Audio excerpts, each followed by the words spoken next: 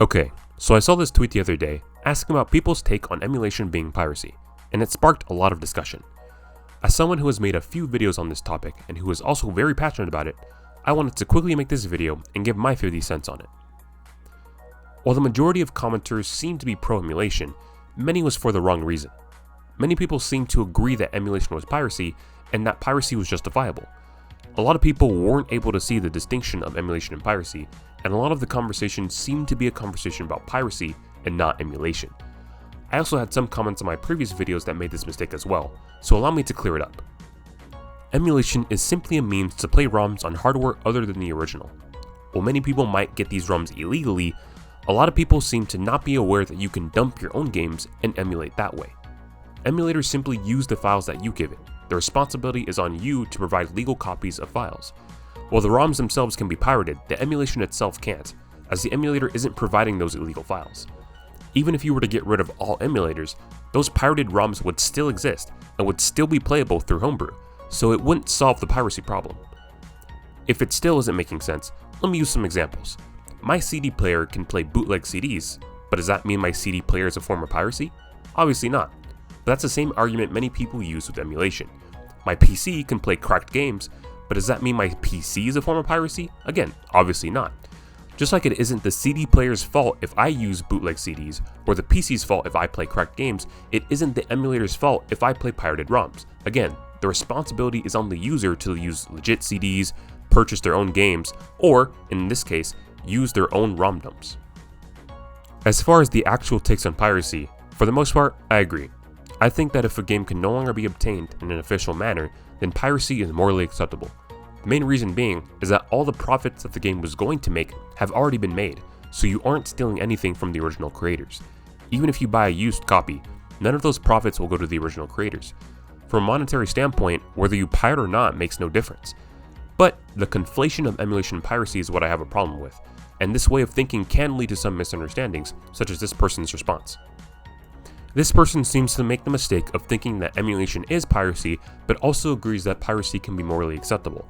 That led them to have the stance that emulation itself is fine as long as you aren't emulating a current platform such as the Switch, which of course I disagree with.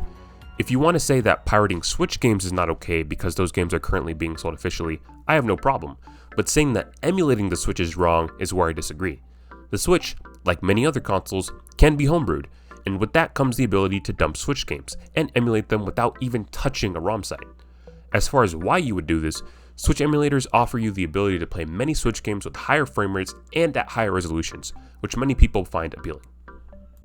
Another question that I've seen pop up is, what about re-releases?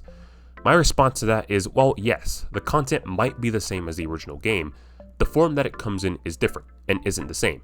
For an example, let's say a game on the Game Boy Advance gets re-released on the Switch. While the content of the games might be the same, the form that they come in is different. I can't put my GBA cartridge in a Switch and vice versa.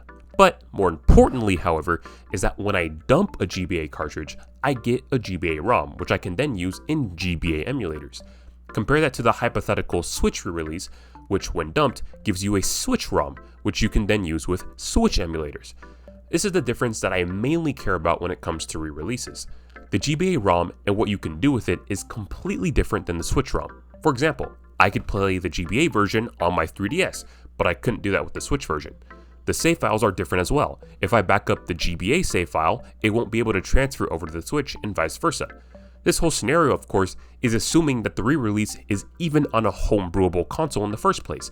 Many re-releases aren't, or even worse, they might have some type of DRM or online requirement to it that further differences it from the original. As an example, although this isn't quite the same, think about CDs, vinyls, and digital media. While all of them contain the same music, the form they come in is different, and that is reflective in the pricing and how they're enjoyed. A person that purchases vinyls might enjoy the experience of getting their vinyl and watching it spin on a record player, which is something you wouldn't be able to enjoy with digital media. Someone that buys the original GBA copy might enjoy playing it on original hardware, or might want to use it on a GBA emulator, which is something they wouldn't be able to do on a Switch re-release. The only time where I will recognize a re-release as being a competent replacement for the original is if you are somehow able to get an original ROM from the re-release.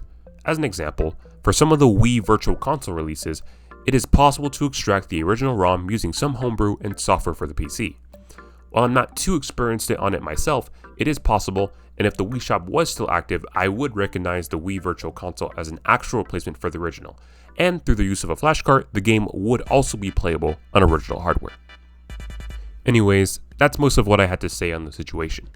I have a bigger video coming soon, but since I don't have much free time these days, it might take a while for it to be complete. In the meantime, if you guys enjoy these more casual commentary videos, let me know, and I will try to make more of them. That's all for now. Peace.